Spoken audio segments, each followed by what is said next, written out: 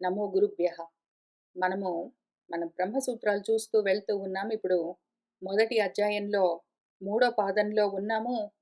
పోయిన వారం వరకు 8 అధికరణాలు పూర్తి చేసుకున్నాము. తొమ్మిదో అధికరణలోకి వస్తూ ఉన్నాము. దీని పేరు అపశూద్రాధికరణము. అపశూద్రాధికరణము. శూద్రులకు బ్రహ్మజ్ఞానానికి అధికారము ఉన్నదా లేదా అని విచారణ చేసే అధికరణం ఇది. శూద్రులకు బ్రహ్మజ్ఞానానికి అధికారం లేదు. శూద్రులు జ్ఞానాధికారులు కాదు అన్న అపవాదును తొలగించడం కోసము, ఆ అపోహను తొలగించడం కోసమే ఈ అధికరణము. ముందు అసలు శూద్రులంటే ఏంటో చూద్దాము. ఆ తర్వాత ఇందులో ఉన్న కొద్ది సూత్రాలు చూస్తూ వెళ్దాము. శూద్రులు అంటే ఎవరు? ఎవరైతే ఇందులోనే చూపిస్తారు మనకు. మన మొదటి సూత్రంలో ఉన్న భాష్యంలోనే అర్థం చెప్తారు. పైగా సూత్రంలోనే ఉన్నది కాబట్టి ఇక్కడి నుంచి కూడా చూద్దాము. శూద్రులంటే ఎవరు? శుక్ తదా ద్రవణాత్. ఏదైతే శుకము అంటే శోకమున్నదో, ఆ శోకం వల్ల ఎవరైతే పరిగెడుతున్నారో, దుఃఖంతో కర్మలు చేస్తూ పరిగెడుతూ ఉన్నవాళ్ళు, అదే పనిగా కర్మల్లో తిరుగుతూ ఉన్నవాళ్ళు, దానివల్ల దుఃఖాన్ని పొందుతున్న వాళ్ళు ఎవరున్నారో అటువంటి వాళ్ళు శూద్రులు. ఎందుకు అంటే జ్ఞానం కలిగిన వాళ్ళు కర్మల్లో నుంచి తప్పుకోవడానికి ప్రయత్నం చేస్తూ ఉంటారు. వాళ్లకు శుచము అంటే శోకము తగ్గుతూ ఉంటుంది. ఇంకా అప్పుడు వాళ్ళు శూద్రులు కారు. ఎవరైతే కర్మల్ని తగ్గించుకుంటూ జ్ఞానాన్ని పెంచుకుంటూ వెళ్తూ ఉన్నారో వాళ్లలో శోకము నశిస్తూ ఉంటుంది కాబట్టి వాళ్ళు ఇంకా శూద్రులు కారు. అటువంటి వాళ్ళందరూ జ్ఞానం వైపుకి వెళ్ళిపోతూ ఉంటారు. ఎంతవరకైతే కేవలము కర్మలు చేస్తూ దుఃఖిస్తూ పరుగులు పెడుతూ ఉన్నారో అటువంటి వాళ్ళందరూ శూద్రులై ఉంటారు. వాళ్లకు జ్ఞానము పట్టుబడదు. ఎందుకు అంటే వాళ్ళ మనసు నిలబడదు. కర్మల్లోనే పరుగులు పెడుతూ ఉన్న వాళ్లకు, శూద్రులై ఉన్న వాళ్లకు జ్ఞానానికి స్థిమితం ఉండదు కాబట్టి మనసుకు అది జ్ఞానాన్ని పట్టుకోదు. కాబట్టి వాళ్ళు జ్ఞానాధికారులై ఉండరు. వాళ్ళు కర్మాధికారులు. అయితే ఇటువంటి కర్మల్లోనే పడి శోకంతోటే పరిగెడుతూ ఉన్న వాళ్ళు ఎవరున్నారో వాళ్లకు అసలే మనము జ్ఞానాన్ని బోధ చెయ్యమా అంటే చెయ్యవలసి ఉంటుంది. అయితే జాగ్రత్తగా వాళ్ళని ముందు పూర్తిగా కర్మల్లో ఉంటే కర్మల్లో నుంచి బయటికి తీసుకుని వచ్చి వాళ్లను అవే కర్మలు యోగంగా ఎట్లా చెయ్యాలి అని చూపించి వాళ్ళ చేత చేయిస్తూ కర్మయోగంలోకి తీసుకుని వచ్చిన తర్వాత వాళ్ళు ఆ విధంగా కర్మాధికారులు కాబట్టి కర్మను ధర్మంగా చేస్తూ ఉంటే ధర్మము కర్మకు జ్ఞానానికి సేతువు కాబట్టి ఆ విధంగా నెమ్మదిగా వాళ్ళని జ్ఞానంలోకి నడిపించవచ్చు అని మన భగవంతుడు భగవద్గీతలో చెప్తూ ఉన్న సమయంలో ఆయన మొదలు పెట్టడమే మన భగవద్గీతలో 2వ అధ్యాయంలో ఆయన చెప్తూనే అసలు మొదలు పెట్టడమే ప్రవచనము. అశోచ్యాన్ అన్వశోచహత్వం, నువ్వు అనవసరంగా శోకిస్తున్నావు. శోకం ఉన్నది అంటే శూద్రుడివి అవుతావు. ఎందుకు అంటే మళ్ళీ ఇందులోనే బ్రహ్మసూత్రాల్లోనే నేను ఇవాళ కొంచెం ముందుకు వెళ్ళి దాన్ని చూపిస్తాను. 3 అర్థాలు చెప్పారు భాష్యంలో. శుచం అభిదుద్రావ లేదా శుచావా అభిదుద్రువే లేదా శుచావా రైక్వం అభిదుద్రువా ఇది అని 3 అర్థాలు చెప్పారు. ఇక్కడ శుచం అభిదుద్రావ అంటే వీడు శోకాన్ని పొందుతూ ఉన్నాడు. ఎవరైతే శోకాన్ని పొందుతూ ఉన్నాడో వాడు శూద్రుడు. లేదా శుచ అభిదుద్రువే లేదా శోకమే వచ్చి వీడిని తగులుకుంటుంది. అయితే వీడు పోయి దుఃఖాన్ని తగిలించుకుంటాడు తమో రజో గుణాలతో, లేదా దుఃఖమే వచ్చి వీడిని తగులుకుంటుంది. వీడిపోయి దుఃఖాన్ని తగిలించుకున్నాడు అంటే రజోగుణంతో ఉంటాడు వాడు. కర్మల్లో బడి కోరి దుఃఖాలు తెచ్చుకుంటాడు కర్మలతో. లేదా వాడు తమోగుణంతో ఉంటే దుఃఖమే వచ్చి వాడిని తగులుకుంటుంది. ఈ రకంగా తమో, రజో గుణాలతో ఉండి దుఃఖభరమైన కర్మలను చేస్తూ ఉన్నవాడెవడున్నాడో వాడు శూద్రుడు. ఇటువంటి స్థితిలో ఉన్న వాళ్ళని ముందు అందులో నుంచి బయటపడు. పండితులు నా అనుశోచంతి. నువ్వు కూడా శోకాన్ని పొందడానికి వీల్లేదు. అందుకని నువ్వు ఇందులో నుంచి బయటపడవలసి ఉన్నది అని ఆయన నా అనుశోచితుం అర్హసి. న ఏవం శోచితుం అర్హసి. త్వం నా శోచితుం అర్హసి అని చెప్తూ వస్తారు. ఈ శూద్రత్వంలో నుంచి, ఈ శోకంలో నుంచి బయటపడితేనే వాడికి జ్ఞానానికి అధికారం ఉంటుంది. అంతవరకే శూద్రత్వానికి, జ్ఞానాధికారంతో సంబంధానికి ఉన్న కనెక్షన్. అంతే తప్ప శూద్రమన్నది ఎక్కడా గూడా వర్ణము, క్యాస్ట్, కులముతో సంబంధించిన విషయం కానే గాదు. ఎందుకు అంటే 4 వర్ణాలు నేనే సృష్టించాను. జన్మపరంగా గాదు. వాడు శూద్రుడుగా, బ్రాహ్మడుగా, క్షత్రియుడిగా, వైశ్యుడిగా ఎవ్వడు జన్మపరంగా పుట్టరు.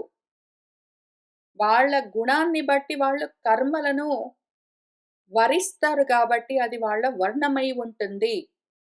4 వర్ణాలు నా చేతే సృష్టించబడ్డాయి అని చెప్తూ వచ్చారు.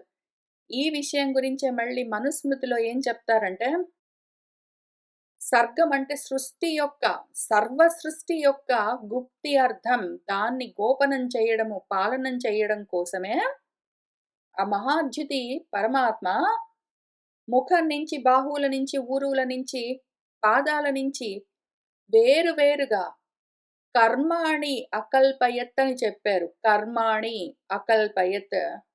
కొద్దిగా గ్రామర్ తెలిసిన వాళ్ళకి ఎవరికైనా విషయం తెలుస్తూనే ఉంటుంది. కర్మలు చేసే వాళ్ళని నేను సృష్టించాను అనలేదు. కర్మలను సృష్టించాను అన్నారు.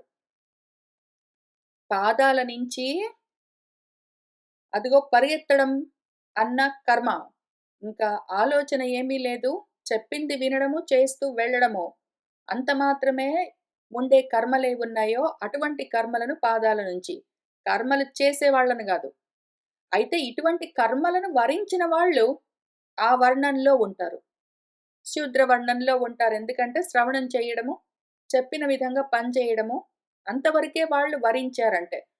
నేను ఆలోచన చెయ్యను, ఓన్లీ ఎవరైనా ఏదైనా చెప్తే విని చేస్తాను అని అంత మాత్రమే ఎవరైతే కోరుకుని ఆ కర్మలు చేస్తున్నారో వాళ్ళందరూ ఆ వర్ణాన్ని వరించారు కాబట్టి వాళ్ళు శూద్రులై ఉంటారు. జన్మపరంగా కాదు. వాళ్ళు ఏ కర్మను వరించారో దాన్ని బట్టి. అట్లానే ఊరువుల నుంచి వ్యాసము, అట్లానే బాహువుల నుంచి క్షాత్రము, ముఖం నుంచి బ్రాహ్మము అన్న కర్మలు మనుషులను గాదు. ఆ కర్మలను ఆ మహాద్యుతి కల్పించాడు. బ్రహ్మము ఏమి పని చేస్తుంది అంటే, ఆ కర్మ, బ్రహ్మకర్మ ఏమి అంటే అధ్యాపనము, అధ్యయనము, యజనము, యాజనము, దానము, ప్రతిగ్రహము అని ఇంత మాత్రమే కర్మలు ఎవరైతే వరిస్తారో, నేను చదువుకుంటాను, చదువు చెప్తాను. అది కూడా నిస్వార్థంగా, డబ్బుల కోసం కాదు. డబ్బులు తీసుకుని నేను చదువు చెప్తాను అంటే మళ్ళీ అది జాబ్ అయిపోతుంది. శూద్రమైపోతుంది. అయితే ఏదైతే అధ్యాపనము, అధ్యయనం చేస్తానో, యజ్ఞాలు చేస్తానో, దానాలు ఎంతవరకు అవసరమో అంతవరకు పుచ్చుకుంటానో, నాకున్నది నేను దానం చేస్తాను, ముఖ్యంగా విద్యాదానం చేస్తాను అని ఎవరైతే ఆ పనిని వరించారో వాళ్ళు బ్రాహ్మణ వర్ణంలో ఉంటారు. వాళ్ళ బ్రాహ్మమన్న కర్మను వరించారు కాబట్టి ఆ వర్ణం వాళ్ళది. వాళ్ళు ఏ క్యాస్ట్‌లో పుట్టారు, ఏ కులంలో పుట్టారు, ఏ ఇంట్లో పుట్టారు కాదు. వాళ్ళ ఒంట్లో ఏ కర్మ చెయ్యాలి అన్న ఆలోచన ఉన్నది దాన్ని బట్టి. అట్లానే ప్రజలను రక్షించడము, దానము అంటే అభయ ప్రదానము, యజ్ఞాలు చేయడము, అధ్యయనం, స్వాధ్యాయం ప్రతివాడికి తప్పనిసరి. విషయాల్లో ఆసక్తి లేకుండా ఉండడమో, ఇవన్నీ కోరుకున్నాడంటే, ఇంకప్పుడు వాడు క్షాత్రమన్న వర్ణంలో ఉన్నట్టు. అట్లానే పసిపాలనము, మళ్ళీ దానము, అన్నదానము, వస్త్రదానము మొదలైనవి. మళ్ళీ యజ్ఞాలు, అధ్యయనం, స్వాధ్యాయం తప్పనిసరి. వణిక్ పదము అంటే వాణిజ్యము, కుసీతము, వడ్డీ వ్యాపారము మొదలైనవి ఎవరైనా చెయ్యాలి అనుకుంటే, వాడు వైశ్యవర్ణాన్ని వరించినవాడు. ఒకవేళ ఆ ఇంట్లో ఎవరైనా ఒకళ్ళు డాక్టరున్నారనుకోండి, వాళ్ళు ప్రజలను రక్షిస్తూ ఉంటారు మరి. క్షతగాత్రులను కాపాడుతూ ఉంటారు గాబట్టి, శరీరానికి, దేహానికి ఏమైనా జబ్బులు చేస్తే, దెబ్బలు తగిలితే వాటిని రక్షిస్తుంటారు కాబట్టి, వాళ్ళు క్షాత్రంలో ఉంటారు ఆ డాక్టర్స్. అభయమిస్తారు. "నీకెందుకు ఏం భయం లేదు. జబ్బు తగ్గిపోతుంది. నీకేమి భయపడవలసిన పని లేదు" అని అభయం ఇస్తూ ఉంటారు వాళ్ళు. అభయదానం చేస్తూ ఉంటారు. అయితే వాళ్లకు ఎవరైనా ఒకళ్ళు తమ్ముళ్ళో, చెల్లెళ్ళో, అక్కలో ఎవరైనా పుట్టారనుకోండి. వాళ్ళు ఏదో ఇట్లానే స్వాధ్యాయం చేస్తూ, ప్రవచనం చేస్తూ, ఎవరైనా ఇల్లు గడవడానికి ఏమైనా కొంచెం ఇస్తే పుచ్చుకుని అంతవరకే సంతోషంగా ఉంటూ విద్యాదానం చేస్తూ, ఈ చదువుకోవడం, చదువు చెప్పడం మొదలైనవన్నీ యజ్ఞాలుగా చేస్తూ వస్తూ ఉన్నారనుకోండి. అదే ఇంట్లో అన్న డాక్టర్‌గా ఉండి, వాళ్ళ చెల్లెలు ఈ రకంగా చదువుకుంటూ, చదువు చెప్తూ ఉన్నదనుకోండి నిస్వార్థంగా. అప్పుడు వాళ్ళ అన్న క్షాత్రము, వాళ్ళ చెల్లెలు బ్రాహ్మము అయి ఉంటారు. వీళ్ళకి ఇంకొక తమ్ముడున్నాడనుకోండి. వాడు నేను బిజినెస్ పెడతాను. వడ్డీ వ్యాపారాలు లేదా అదిగో మార్కెటింగ్ వైపు, ప్రొడక్షన్ వైపు లేదా పశువులని పాలించడము, లేదా వ్యవసాయం చేయడము, కృషి ఇటువంటివి చేస్తాను అని అనుకున్నాడనుకోండి. ఆ విధంగా ఏదో కంపెనీ పెట్టి దాన్ని రన్నింగ్ చేస్తున్నాడనుకోండి. ఇంకప్పుడు ఆయన వైశ్యుడు. వాళ్ళ అన్నగారు క్షాత్రంలో ఉన్నాడు. ఆయన క్షత్రియుడు. వాళ్ళ చెల్లెలు ఏదో బ్రాహ్మంలో ఉన్నది. ఆమె బ్రాహ్మణుడు. వాళ్ళ తమ్ముడు మార్కెటింగ్‌లో ఉన్నాడు. ఏదో ప్రొడక్షన్‌లో ఉన్నాడు. వాటిలో ఉన్నాడు అంటే కంపెనీ పెట్టుకున్నాడంటే ఆయన వైశ్యుడై ఉంటాడు. వాళ్ళకి ఇంకొక తమ్ముడున్నాడనుకోండి. లేదా అన్న ఉన్నాడనుకోండి. ఏదో జాబ్ చేస్తున్నాడు. ప్రాఫిట్స్ కోసము కంపెనీస్ అవన్నీ పెట్టి రన్నింగ్ చెయ్యడు. వ్యవసాయము, వడ్డీ వ్యాపారము, లేకపోతే వాణిజ్యము, లేదా పశుపాలనం అవన్నీ చేయడు. ప్రాఫిట్స్ కోసం ఏమీ చేయడు. పక్కన వాళ్ళని కాపాడడం కోసము పాలిటిక్స్‌లో ఉండడము, ఆర్మీలో పనిచేయడము, పోలీస్ డిపార్ట్‌మెంట్‌లో ఉండడము, డాక్టర్‌గా ఉండడం అవన్నీ జేయడు. ఆయన చదువుకోవడం, చదువు చెప్పడం, శాస్త్రాధ్యయనాలు అవన్నీ జేయడు. కానీ మాత్రం ఏదో ఎవరైనా చెప్పింది నేర్చుకుని అంతవరకు పని చేస్తాడు. జాబ్ చేస్తాడు అంటే, ఆయన శూద్రంలో ఉంటాడు. ఈ రకంగా వాళ్ళు ఒకే ఇంట్లో ఉన్నా సరే, ఎక్కడ పుట్టినా సరే, ఎక్కడ పుట్టారని సంబంధం లేదు. వాళ్ళు పుట్టిన తర్వాత వాళ్ళ గుణాన్ని బట్టి ఏమి జాబ్ చేసుకున్నారో, దాన్ని బట్టి వాళ్ళ వర్ణం ఉంటుంది. అయితే ఈ శూద్రులకు మిగిలిన వాళ్లకు అధ్యయనం అందరికీ చెప్పారు. అధ్యయనము, వేదాధ్యయనము అందరికీ చెప్పారు. బ్రాహ్మలకు చెప్పారు అధ్యయనము, క్షత్రియులకు చెప్పారు, వైశ్యులకు చెప్పారు గానీ, శూద్రులకు ఎందుకు చెప్పలేదు అంటే, వాళ్ళు ఆ వర్ణాన్ని ఎందుకు వరిస్తారు? వాళ్ళకి చదువుకుని బాగా ఆలోచించి, శ్రద్ధ పెట్టి, ఫోకస్ చేసి సబ్జెక్ట్స్, విద్యలు నేర్చుకుందామన్న ఇంట్రెస్ట్ లేదు కాబట్టే, వాళ్ళు బడికెళ్ళి చదువుకోకుండా, ఏదైనా ఒక పని నేర్చుకుని, ఆ వృత్తిలో ఉంటూ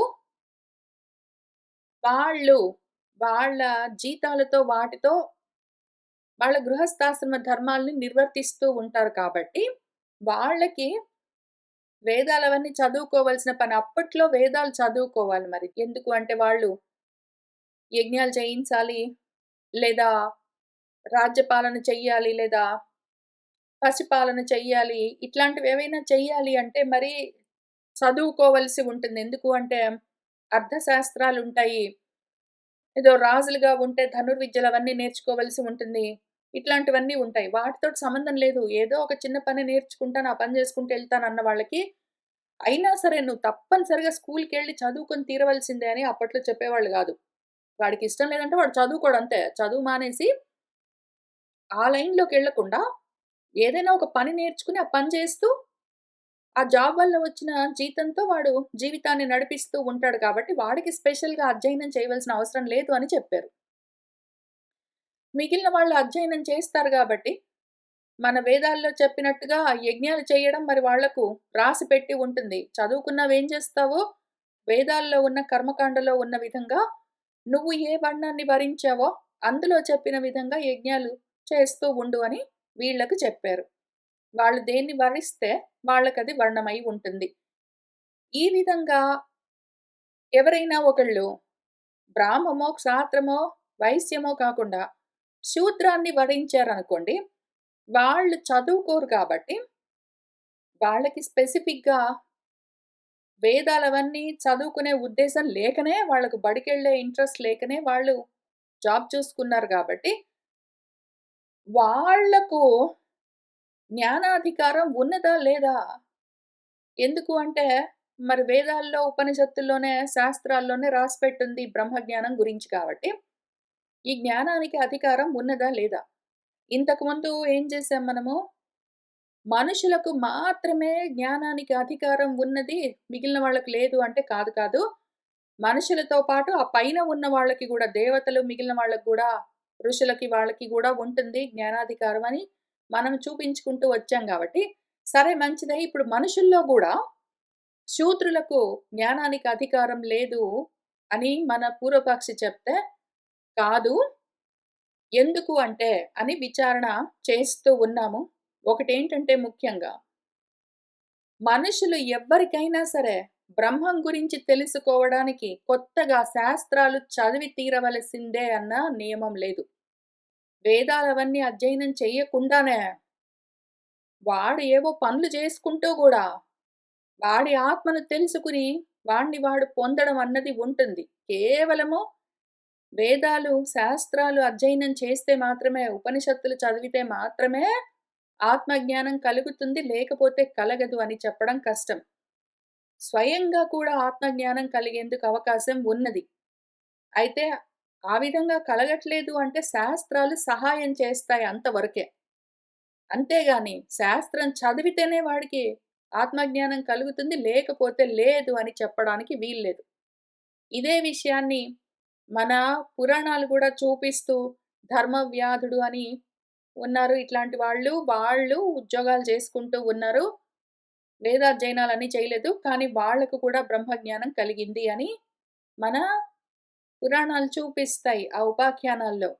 కాబట్టి శూద్రులకు జ్ఞానానికి అధికారం ఉన్నదా? లేదా? అంటే శూద్రులు అనలేదు, బ్రాహ్మలని వైశ్యులని లేదు.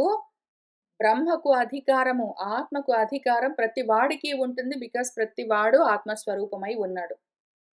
అయితే వర్ణాల్లో వాళ్ళు వేదాన్ని చదువుకుంటారా? చదువుకోరా? వేదాల్లో చెప్పినట్టు యజ్ఞాలు చేస్తారా? చెయ్యరా? అన్నది మాత్రము వాళ్ళు ఏ వర్ణాన్ని వరించారో దాన్ని బట్టి ఉంటుంది. అది ఓన్లీ కర్మాధికారం వరకు మాత్రమే. ఏ వర్ణం వాళ్ళు ఏ కర్మ చెయ్యాలి అన్నది కర్మాధికారం వరకు మాత్రమే పరిమితము. జ్ఞానానికి ప్రతి వాడు అర్హుడే.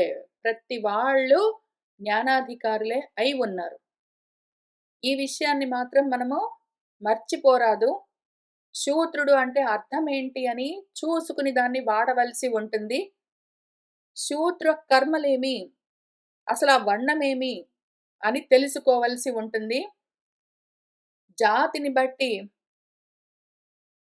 వర్ణం లేదు.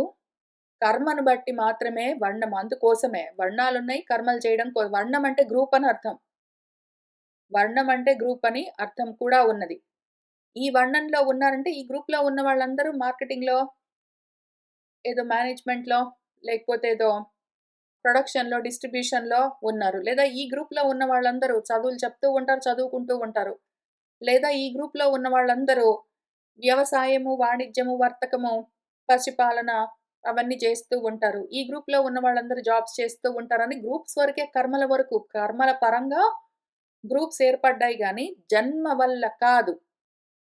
ఈ విషయం మాత్రం మనము ఎప్పుడూ మర్చిపోరాదు. ఎందుకు అంటే చాలా చాలా, చాలా ఎక్కువగా ప్రపంచంలో దీని గురించిన అపార్థాలన్నీ, అనర్థాలన్నీ వ్యాప్తమై ఉన్నాయి. దానివల్ల ఎంతో మందికి ఎంతో గొప్ప అపకారము, హాని, కీడు జరుగుతూనే వస్తూ ఉన్నది. మనుషులకు భేదం చూసాము అంటే, మనుషుల్లో మనము భేదం చూస్తే రెండే 2 విధాలుగా భగవద్గీతలో భగవంతుడు చెప్పినట్టు, జ్ఞాననిష్ట ఉన్నదా వాడికి, కర్మనిష్ట ఉన్నదా వాడికి ఇంతవరకే భేదం చూసేది. అంతవరకే భేదం చూసేది. వాడు ఆడవాళ్ళా? మగవాళ్ళా? వాళ్ళు ఈ వర్ణమా? ఆ వర్ణమా? ఈ జాతా? ఆ కులమా? ఈ ఆశ్రమమా? ఈ భాష మాట్లాడతారా? ఈ అన్నం తింటారా? ఈ ప్రాంతంలో ఉంటారా? అని వేటితో సంబంధం లేదు. ఈ విధంగా భేదాలు చూసేదే లేదు. జ్ఞాన మార్గంలో ఉన్నాము మనము.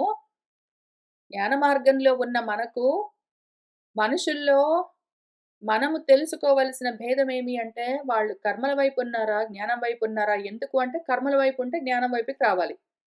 జ్ఞానం వైపుకుంటే పైకి వెళ్ళాలి. ఇంకింతే విషయం. అందుకోసం తప్ప మనుషుల్లో భేదం చూడ్డానికి అస్సలు అవకాశమే లేదు. చూడరాదు. భేదం చూడరాదు.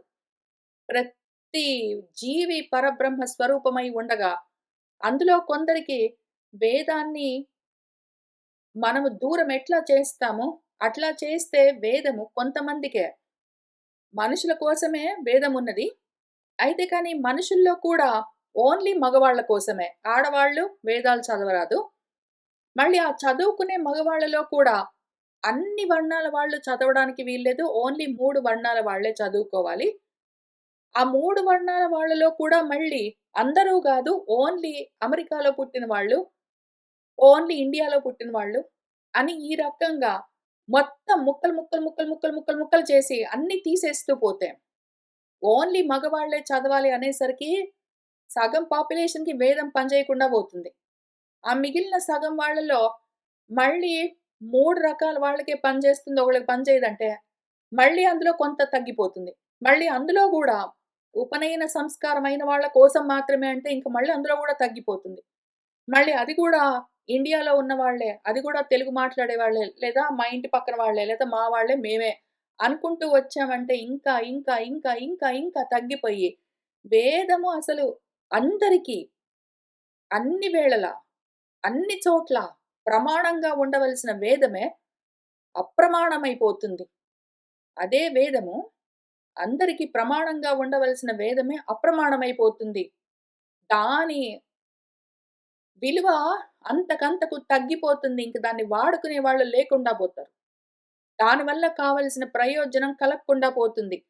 అంత మాత్రానికే జ్ఞానం కలగకుండా పోతుందా? కలిగేవాడికి జ్ఞానం ఎట్లైనా కలుగుతుంది. కానీ పక్కన వాడికి వేదానికి అర్హత లేదు అని నియమించే హక్కు ఎవ్వరికీ లేదు. ఆ విధంగా భగవంతుడు చెప్పాడు అంటే, ఒకవైపు వేదం యొక్క ప్రామాణ్యం తగ్గిపోతుంది. ఒకవైపు భగవంతుడిలోనే అన్ని రకాలుగా మనము పక్షపాతాలు ఆరోపించినట్టవుతుంది. కాబట్టి అటువంటి అపకారం మనం చేసుకోరాదు. చెప్తూ ఉన్నదాన్ని చెప్తూ ఉన్నంత వరకు మాత్రమే అర్థం చేసుకుని దాన్నట్లనే పట్టుకోవలసి వస్తుంది. ఇప్పుడు కొంత ఇది చూద్దాం మనము. మొదటి సూత్రము. శుగస్య తత్ అనాదరణ శ్రవణాత్ తదా ద్రవణాత్ సూచ్యతే హి. ఒక సూచన చూద్దాం పట్టండి. ఒకానొక క్షత్రియుడున్నాడు అని చాందోగ్యోపనిషత్తులో ఒక కథ ఉన్నది. 4వ అధ్యాయంలో చెప్తూ వస్తారు. జానశ్రుతి అని ఒకాయనున్నాడు. ఆయన చాలా శ్రద్ధగా ఉంటాడు. ఆయన దానాలన్నీ శ్రద్ధగా చేస్తాడు. ఎంతో సంపాదించుకున్నాడు. అన్నదానాలవన్నీ గూడా చేస్తూ ఉంటాడు. ఆయన అందరికీ ఇళ్ళు అవన్నీ గూడా మంచినీళ్ళ బావులు అవన్నీ గూడా కట్టిస్తూ ఉన్నాడు. అన్నీ ఎట్లా మంచి చేయాలో అట్లా మంచి చేస్తూ వస్తూ ఉన్నాడు పాపం. అయితే ఒకానొక సమయంలో ఏం జరిగిందంటే ఆయన పడుకునుంటే పైనుంచి ఏవో హంసలు ఎగిరిపోతూ ఉన్నాయి. ఆ హంసల్లో ఒక హంస పక్క హంసను "ఓ భళ్ళాక్ష భళ్ళాక్ష కళ్ళు సరిగ్గా కనిపించట్లేదా? జానశ్రుతి ఇంటి పైనుంచి వెళ్తూ ఉన్నాము. ఆయన జ్యోతి చూసావా? ఆయనలోని తేజస్సు ఆకాశం దాకా ప్రకాశిస్తూ ఉన్నది. అందులోకి వెళ్ళావంటే కాలిపోతావు. జాగ్రత్త, జాగ్రత్త అని చెప్తుంటే, ఆ అవతల పక్షి అన్నది, "ఏమి నువ్వు ఏదో పెద్ద రైక్కుడి గురించి చెప్తున్నావా? రైక్కుడైతే అటువంటి వాడు. ఈయన అటువంటి వాడు కాదే" అని చులకనగా మాట్లాడితే, ఇంకా అది వింటాడు మనవాడు. మన జానశ్రుతి విని, "అయ్యో! నాకటువంటి స్థితి లేదా ఇంకా? నేను తక్కువ వాడినేనా? మన రైక్కుడి స్థితిని నేను పొందుతాను" అని ఆయన తన దగ్గర క్షత్త, ఆయన దగ్గర డ్రైవర్ ఆయన్ని పిలిచి కనుక్కొని రమ్మంటాడు. ఆ క్షత్త ఆయన దగ్గర పనిచేసేవాడు వెళ్ళి చూసొచ్చి కనపడలేదండి అంటే, మళ్ళీ ఈసారి వెళ్లి మళ్ళీ వెతుకు పలానా చోట్ల వెతుకు అని చెప్తాడు. మళ్ళీ వెళ్లి వెతికి కనిపించాడండి అని చెప్తాడు. ఇప్పుడు మన జానశ్రుతి ఒక 600 గోవులను అంటే బంగారు కాసులను ఏదో కంచర గాడిదలు పూంచిన రథాన్ని వాటిని తీసుకొని వెళ్లి గురుదక్షిణగా సమర్పించి ఆ రైక్కుల వారిని, "మిమ్మల్ని నేను గురువుగా వరించానండి. నన్ను శిష్యుడిగా స్వీకరించి ఆ ఉపదేశం చేస్తారా సాదిమాం" అని అడుగుతాడు. అడిగితే మన గురువుగారు, "ఓ శూద్రా! ఇదిగో నీ ఆవులను, నీ బంగారాన్ని, నీ రథాన్ని నువ్వే తీసుకొనెళ్ళు. నాకవసరం లేదు" అని చెప్తాడు. అని చెప్తే ఆయన వెనక్కి వెళ్ళి, మళ్ళీ ఈసారి ఒక 1000 ఆవులను, 1000 బంగారు కాసులను, మళ్ళీ రథాన్ని, తన కూతురును గూడా తీసుకొనొచ్చి, మళ్ళీ గురుదక్షిణగా సమర్పిస్తూ మళ్ళీ అడుగుతాడు. నాకు ఉపదేశం చేస్తారా అని.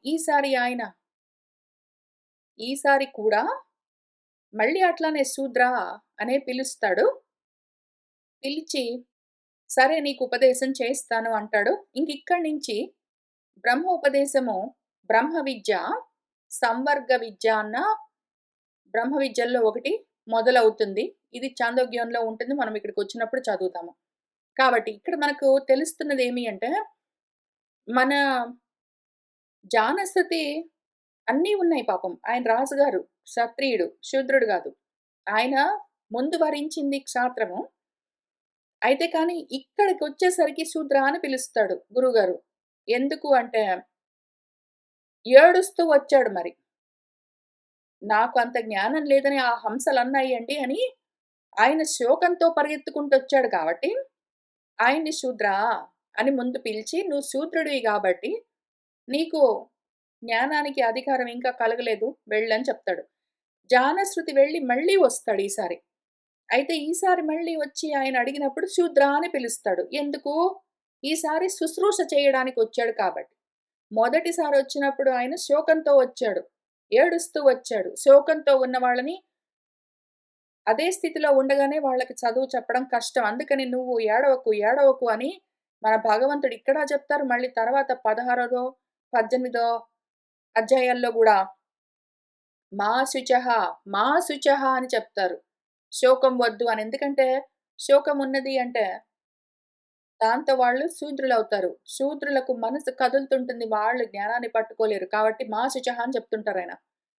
ఈసారి మనవాడు ఏడుపు లేదు గానీ రెండోసారొచ్చినప్పుడు వినడానికి సిద్ధమై వచ్చాడు కాబట్టి శుశ్రూష చేయడానికొచ్చాడు శూద్రుడై ఉన్నాడు.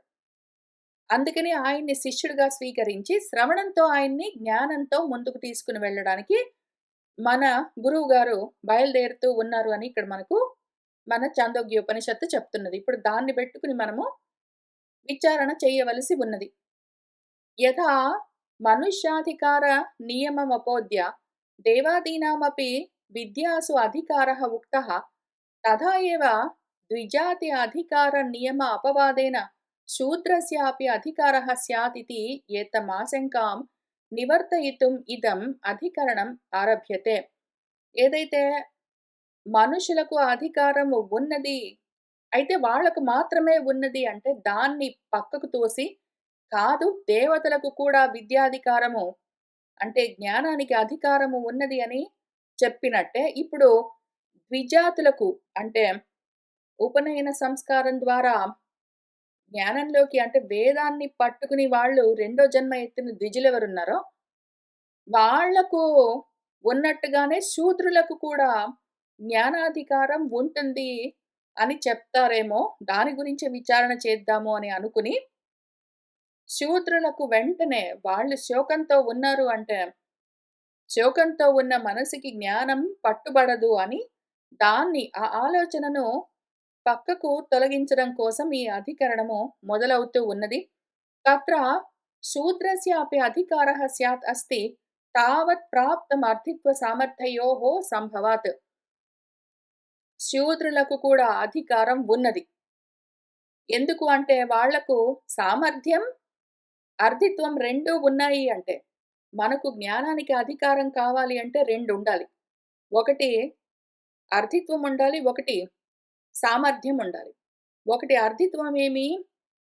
వాళ్ళకిది కావాలి అన్న కోరిక ఉండాలి. రెండోది సామర్థ్యమేమి? చెప్తే జ్ఞానాన్ని పట్టుకునే శక్తి ఉండాలి. వాళ్లకు చెప్తే వినడానికి మనసు నిదానించి ఉండాలి. రెండోది చెప్తుంటే పట్టుకోగలిగే శక్తి ఉండాలి. ఒకవేళ వాళ్లకు ఏడుస్తూ ఉన్నారు, బ్రహ్మజ్ఞానం చెప్పమని అడుగుతున్నారు. కాబట్టి అర్థిత్వం ఉన్నది. ఏడుస్తూ ఉండడం చేత మనసు పట్టుకోదు. అందుకని సామర్థ్యం ఉండదు. లేదా వాళ్ళు కావాలి అని కోరుకుంటున్నారు, అర్థిత్వం ఉన్నది. వాళ్ళేమి ఏడవట్లేదు. పాపము శాంతంగానే వింటున్నారు. కానీ జ్ఞానాన్ని పట్టుకునేందుకు కావలసిన శక్తి లేదు. ఇటువంటి పరిస్థితుల్లో అటువంటి శూద్రులకు, అంటే శూద్రులంటే మళ్ళీ ఎక్కడ పుట్టారు దాన్ని బట్టి గాదు. వాళ్లకు చదువు అబ్బట్లేదు. వాళ్ళకు చదువుకోవడం కష్టంగా ఉన్నది. చదువు వంట బట్టట్లేదు. వాళ్ళకి అర్థం కావట్లేదు. పైగా వాళ్ళకేవో ప్రాపంచికమైన విషయాల గురించి దుఃఖాలు, శోకాలన్నీ ఉన్నాయి అంటే, అటువంటి వాళ్లకు చదువు చెప్పలేము గాని, మిగిలిన వాళ్లకు ఎవరికైనా సరే చదువుకోగలుగుతూ ఉన్నారు. వాళ్ళు చెప్పింది అర్థం చేసుకోగలుగుతున్నారు. కావాలని కోరుకుంటున్నారు అంటే, ప్రతి వాడికి ఆ అధికారం ఉంటుంది, అనుమానమే లేదు. తస్మాత్ శూద్రః యజ్ఞే అనవక్లప్తః ఇతివత్ శూద్రః విద్యాయాం అనవక్లప్తః ఇతి చ నిషేధ శ్రవణాత్. శూద్రులకు యజ్ఞంలో అధికారం లేదు అని ఉన్నది ఎందుకు అంటే, శూద్రులు ఉపనయనాది సంస్కారాలు లేకుండా ఉంటారు కాబట్టి వాళ్ళకి యజ్ఞాలు చేయడానికి కుదరదు. అందుకని వాళ్ళకసలు వేదం చదవడానికి కూడా అవకాశం లేదు అని నిషేధం వినిపిస్తూ ఉంటుంది గాని తచ్చన అది కాదు. యచ్చ సర్వస్సు అనధికార కారణం శూద్రస్య అనగ్నిత్వం న తత్ విద్యాసు అధికారస్య అపవాదకం లింగం. కర్మల్లో అధికారం, యజ్ఞ కర్మల్లో అధికారం లేకపోయింది అన్న కారణానికి వాళ్ళు శూద్రులు, వాళ్ళు అగ్ని కార్యాలు చెయ్యలేరు. అందుకని విద్యలకు, జ్ఞానానికి కూడా అధికారం లేదు అని చెప్పేందుకు వేదంలో ప్రమాణాలు ఎక్కడా లేవు. నహి ఆహవనీయ ఆది రహితేన విద్యా వేదితుం న శక్యతే. ఆహవనీయాది ఏదో అగ్ని కార్యాలు లేకపోయినంత మాత్రాన జ్ఞానం సాధించడానికి, విద్య తెలుసుకోవడానికి వాడికి శక్తి ఉండదు, వాడు చేయడానికి వీల్లేదు అని ఎక్కడా లేదు. అసలు యాక్చువల్లీ భవతి చ లింగం శూద్రాధికారస్య ఉపోద్బలకం. శూద్రులకు కూడా అధికారము, జ్ఞానానికి అధికారము ఉన్నది అని దాన్ని బలంగా నిరూపించే వేదవాక్యాలు, లింగాలతో ఉన్న, గుర్తులతో ఉన్న వేదవాక్యాలు భవతిచ ఉన్నాయి కూడా. సంవర్గ విద్యాయాం హి జానశ్రుతిం పౌత్రాయణం శుశ్రూషం శూద్రశబ్దేన పరామృశతి. అహా హారే త్వా శూద్ర తవ ఇవ సహ గోభిః అస్తు ఇతి అని సంవర్గ విద్య చెప్తూ ఇక్కడ మనం చూసుకున్నట్టు చాందోగ్యంలో సంవర్గ విద్యను మొదలు పెడుతూ, అంతకన్నా ముందు మొదటిసారి ఆయన వచ్చి నాకు చదువు చెప్పండి అంటే, అహా హారే త్వా శూద్ర తవైవ సహ గోభిః అస్తు, నువ్వే ఉంచుకో ఎళ్ళు అని చెప్పి, కానీ మళ్ళీ తర్వాత అతను వచ్చి అర్థిత్వము, సామర్థ్యము చూపించేసరికి సరే అని ఆయనకి నేర్పిస్తూ వచ్చారు. కాబట్టి శూద్ర అని పిలిచినా కూడా శూద్రులకు కూడా, అంటే వాడంతకన్నా ముందు క్షాత్రాన్ని వరించి తర్వాత దుఃఖంతో వెళ్లి శూద్రుడయ్యాడు. తర్వాత మళ్ళీ శ్రవణంతో, శుశ్రూషతో వెళ్లి శూద్రుడయ్యాడు. అటువంటి వాడికి కూడా విద్యాధికారం ఉన్నది అని చూపిస్తూ ఉన్న వేద మంత్రాలు ఉన్నాయి. పైగా విదురप्रभृतयः च శూద్రయోనిప్రభవాः अपि విశిష్టవిజ్ఞానసంపన్నాः స్మర్యంతే. విదురుడు మొదలైన వాళ్ళు, మన ధర్మవ్యాధుడు, అటువంటి వాళ్ళకు కూడా నిజంగా శూద్రయోనిలో వాళ్ళు, వాళ్ళ తల్లిదండ్రుల్లో ఎవరైనా శూద్రులు ఉంటే కూడా వీళ్ళలో గొప్ప జ్ఞాన సంపద కలిగి ఉన్నారు వీళ్ళు అని, జ్ఞానాధికారులే అని స్మృతులు గూడా, మన పురాణాలు గూడా చెప్తూనే ఉన్నాయి. తస్మాత్ అధిక్రియతే శూద్రః విద్యాసు ఇతి. కాబట్టి శూద్రులకు జ్ఞానానికి అధికారం ఉన్నది అని చెప్తే, ఇంకా మనవాళ్ళు ఇక్కడి నుంచి చాలా చెప్తూ వస్తారు. లేదు, వాళ్ళకి శూద్రులకు వేదాది శాస్త్రాలను అధ్యయనం చేయడానికి అధికారం లేదు. వాళ్లకు ఉపనయనం లేదు. వాళ్ళకంత సామర్థ్యం లేదు. వాళ్ళకు ఒకవేళ ఆ సంవర్గ విద్య అన్నదేదో ఒక చోట చెప్తే గూడా అంత మాత్రమే అయ్యుండొచ్చు. అంత మాత్రానికే వాళ్ళకి అధికారం ఉండిండొచ్చు. మిగిలిన విద్యలకు అధికారం లేదు. ఇంతకుముందు దేవతలకు మధు విద్య ఒక్కదానికే అధికారం ఉండిండొచ్చు. మిగిలిన వాటికి లేదు అంటే అట్లా ఎట్లా అంటావు? మధు విద్యకు లేకపోతే పోయింది గానీ, బ్రహ్మ విద్యకు ప్రతి వాళ్ళకి అధికారం ఉంటుందని చూపిస్తే, ఇక్కడ మళ్ళీ వీళ్లకు సంవర్గ విద్యలో మాత్రమే ఉండిండొచ్చు. అంతేగాని బ్రహ్మ విద్యకు లేదు అని. పోనీ అయినా గూడా అది కూడా ఒప్పుకోము. కావాలంటే నువ్వు చెప్పుకోని ఇష్టం వచ్చినట్టు.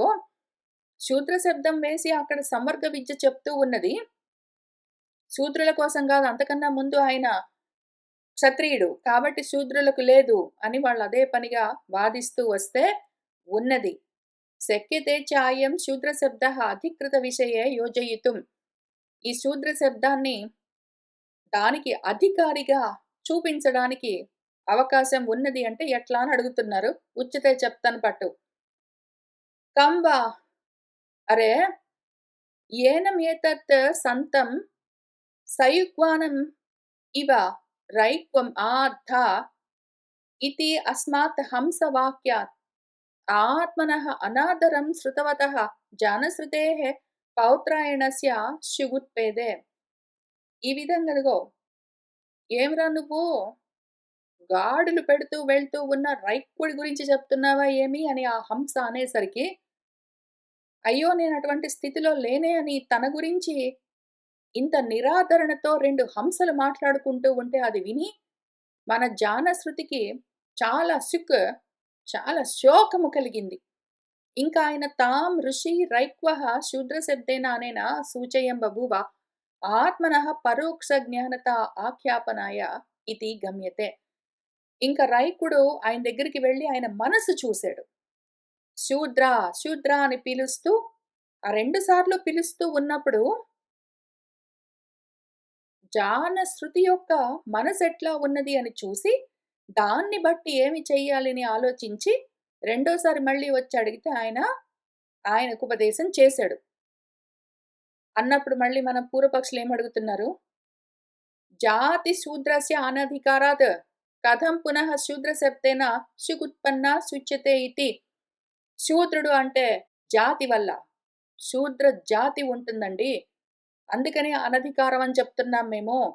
మీరు శూద్ర శబ్దానికి శుక్ అన్నదేదో కలిగింది, శోకం కలిగింది కాబట్టి శూద్రుడయ్యాడని ఎట్లా చెప్తున్నారు? అది ఎట్లా సూచించగలరు అంటే చెప్తాను విను.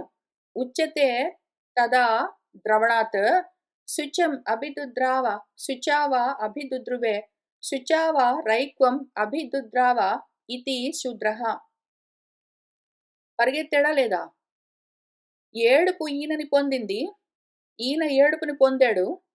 ఏడుపుతో శోకంతో పరిగెత్తాడు రైకుడి దగ్గరికి అని ఉన్నది కాబట్టి శూద్రం అంటే దాని అర్థం అది.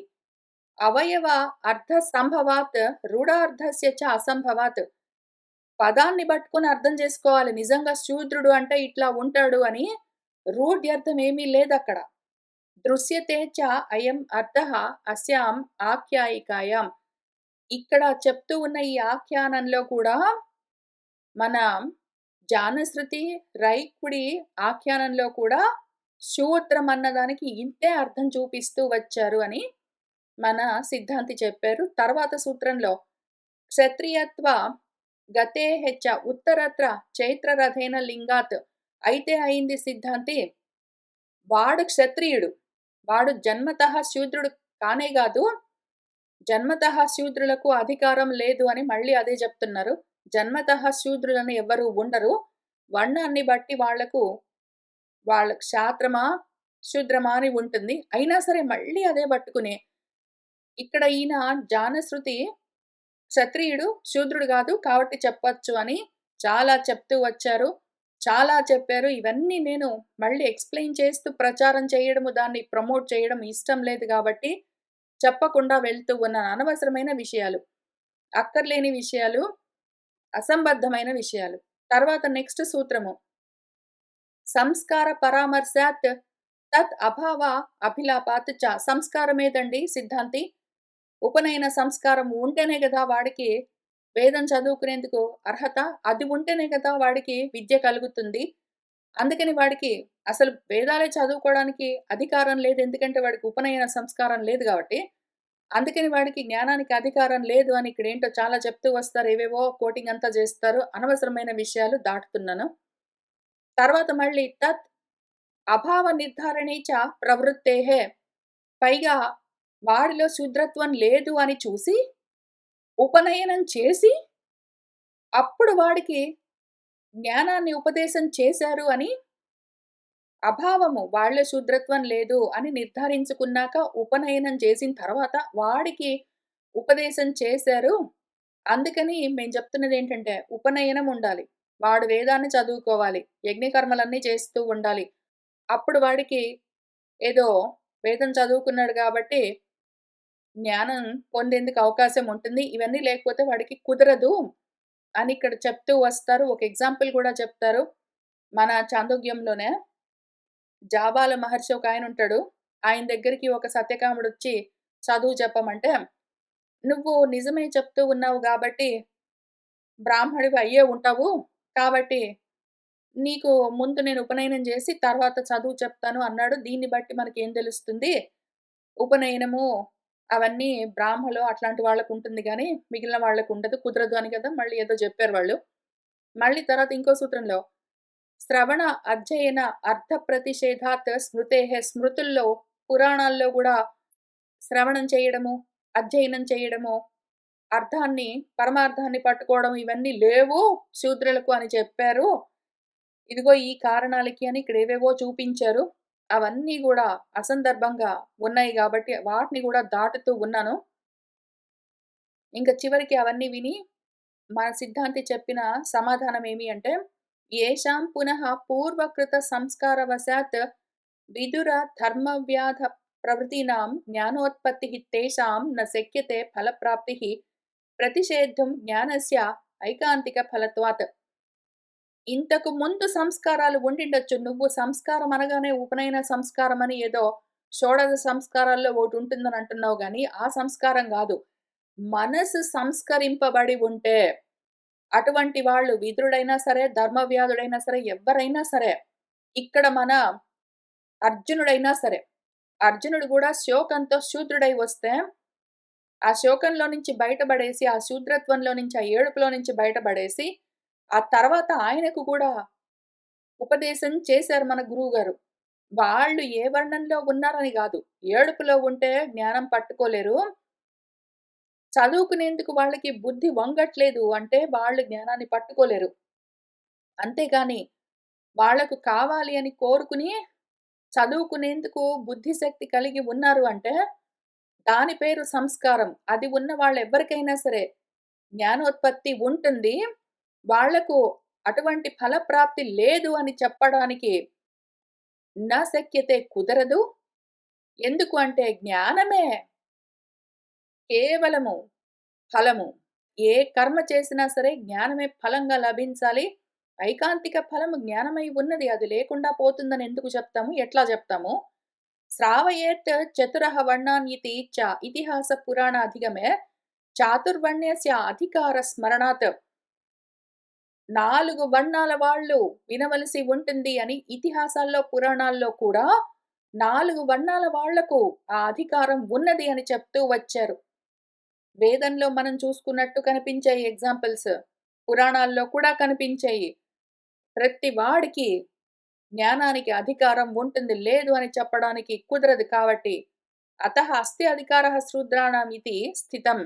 ప్రతి వాళ్ళకు శూద్రులకు అంటే ఏడుస్తూ ఉన్న వాళ్ళకు కూడా జ్ఞానాధికారం ఉంటుంది. అయితే వాళ్ళ ఏడుపులు ఆపితే జ్ఞానం పట్టుబడుతుంది. అంతవరకు మాత్రమే అని ఈ అధికరణము, అందులోని సూత్రాలు, దాని భాష్యము మనం చూసుకున్నాం. అయితే ఇక్కడ మన గురువుగారు శంకర్ల వారు ఇంకా కొంచెము లోతుగా విచారణ చేయవలసి ఉన్నది. ఆయన ఎందుకో దాన్ని కొంచెం కొంచెంగా చెప్తూ వెళ్ళిపోయారు. వాళ్ళు చెప్తూ ఉన్న పూర్వపక్షులు చెప్తున్న విషయాలు చాలా ఎక్కువగా ఉన్నాయి. అయితే కాదు అని చెప్తూ ఉన్న భాష్యం చాలా తక్కువగా ఉన్నది.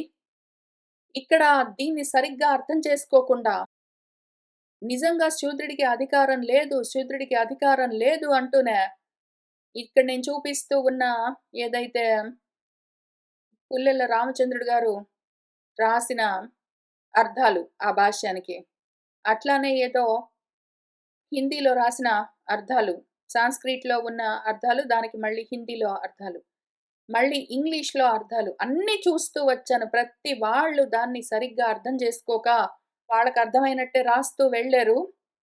అయితే కానీ ఒక్కళ్ళు మాత్రము పుణ్యాత్ములు ఉంటారెక్కడో దగ్గర. చదువుకున్న వాళ్ళు, బుద్ధి పెట్టి ఆలోచిస్తున్న వాళ్ళు, మనుషుల్లో భేదాలు చూడని వాళ్ళు, భగవంతుడేం చెప్తున్నారు అని అర్థం చేసుకోగలిగిన వాళ్ళు ఎవరో ఒకళ్ళు ఉంటారు. అటువంటి వాళ్ళలో ఒకరు వీరు పెద్దవారెవరో దీని గురించి రాస్తూ సుగస్య అని రాశారు. ఆయన అర్థం చెప్తూ ఉన్నప్పుడు గూడా చెప్తూ వెళ్లారు. తర్వాత ఆగి ఇవంతా అస్తవ్యస్తంగా అర్థం లేకుండా ఉన్నాయి. ఎందుకో మరి ఆచార్యుల వారు, శంకర్ల వారు ఈ విధంగా చెప్తూ ఉన్నవి సందిగ్ధంగా ఉన్నాయి. సరిగ్గా లేవు. ప్రమాణం లేనే లేకుండా ఉన్నాయి. ఇవన్నీ కష్టంగా ఉన్నాయి అర్థం చేసుకోవడానికి. ఈ విధంగా భగవంతుడు ఉపదేశం చేయలేదు. వేదాలు ఇట్లా చెప్పట్లేదు. కాదు అని ఆయన చాలా వివరణ ఇస్తూ, చాలా దూరం ఎక్స్‌ప్లెయిన్ చేస్తూ వచ్చారు. ఎందుకు చాలా పాపులర్‌గా, ఎంతో గొప్పగా ప్రాచుర్యంలో ఉన్న ఈ అర్థాలన్నీ ఎందుకు అనర్థాలు? ఎందుకు అవన్నీ సరిగ్గా అర్థం చేసుకోకుండా చెప్పిన వివరణలు అని చూపిస్తూ ఆయన ఎందుకు అవన్నీ సరిగ్గా పని చెయ్యవు? అవన్నీ కుదరవు, తప్పు అని ఆయన ఎక్స్‌ప్లెయిన్ చేస్తూ వచ్చారు. ఈ డాక్యుమెంట్ లింక్ నేను అక్కడ ఉంచుతాను. మీకెవరికైనా కావాలంటే చదువుకోండి. కానీ సరిగ్గా అర్థం చేసుకోవాలి మనము. అర్థం చేసుకునే వాళ్ళు, బుద్ధి పెట్టి, మనసు పెట్టి, విచారణతో తెలుసుకునే వాళ్ళు ఉంటూనే ఉంటారు. లేని వాళ్ళు కూడా ఉంటారు. మనము ఎటు పడితే అటు వెళ్ళకుండా జ్ఞానంతో వ్యవహరిస్తూ, వివేక జ్ఞానంతో పైగా మనుషుల్ని రకరకాలుగా డిస్క్రిమినేట్ చేస్తూ ఉండి, అదే యాంగిల్ నుంచి చెప్తూ ఉన్నవేవున్నాయో, అటువంటి అనర్థం నుంచి తప్పించుకుని, పరమార్థాన్ని ఉన్నదాన్ని ఉన్నట్టుగానే పట్టుకోవడానికే ప్రయత్నం చెయ్యాలి. ఇంక దాంతో ఆ అధికరణము, ఆ విషయము పూర్తయ్యాయి. మనం మళ్ళీ వచ్చే వారం తర్వాత అధికరణం చదువుకుంటూ వెళ్దాము. ఇవాల్టికి ఇక్కడికి ఆపుతున్నాను. శుభం భవతు.